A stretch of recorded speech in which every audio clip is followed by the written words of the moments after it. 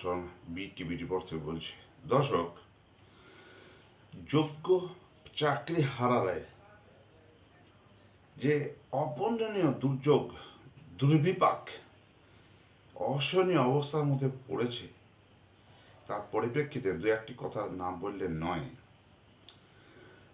31শে মের মধ্যে নোটিফিকেশনের কাজ কমপ্লিট করে 31শে ডিসেম্বরের মধ্যে সমস্ত নিয়োগ প্রক্রিয়া কমপ্লিটের যে ললিপপ বা সুযোগ যাই বলুন তাদের সামনে এসেছে, সেখানে তারা কিন্তু সিঁদুরে মেঘ দেখছেন। কারণ তারা আর কেউই নতুন করে পরীক্ষায় বসতে আগ্রহী নয়।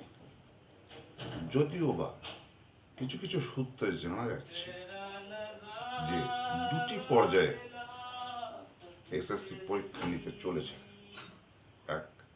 একদম ফ্রেশারদের জন্য, দুই যারা যোগ্য বা অযোগ্য একসঙ্গে যে জগা খিচুড়ি মার্কা যে লিস্ট, সেই লিস্টের অন্তর্গত তাদের একটা পরীক্ষা ব্যবস্থা। কিন্তু এই বয়সে এসে আর পরীক্ষা দিয়ে চাকরি পাওয়ার শিওরিটি তাদের মধ্যে আছে বলে তারা আর মনে করে না।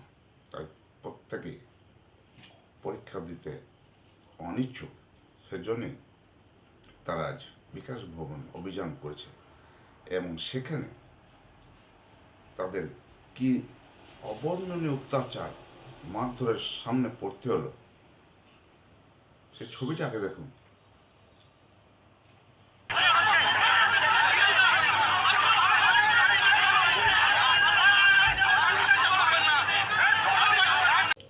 যোগ্য চাকরিহারাদের মূল উদ্দেশ্যই তো রিভিউ পিটিশন কিসের ভিত্তিতে হলো? তাকে আদৌ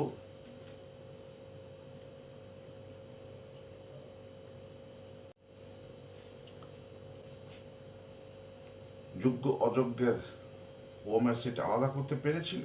বা মিরর ইমেজ যথাযথভাবে প্রকাশ করতে পেরেছিল? নাকি নতুন কোনো তথ্য বা এভিডেন্স সুপ্রিম কোর্টের সামনে তুলে ধরতে পেরেছিল? বা কোনো ভুল রায়ের মধ্যে কোনো ভুল আবিষ্কার করতে পেরেছিল? তাহলে কিসের ভিত্তিতে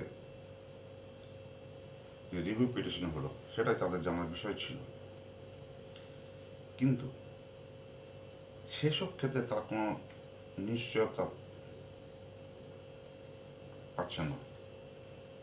সেজন্যই তারা এত মরি হয়ে উঠছে। কারণ তারা বুঝে গেছে যে রাজ্য সরকার তাদের চাকরি রক্ষা করতে আর সচেষ্ট নন। তাদের ভাগ্যের পরিহাস তাদের সর্বনাশের দিকেই নিয়ে যাচ্ছে।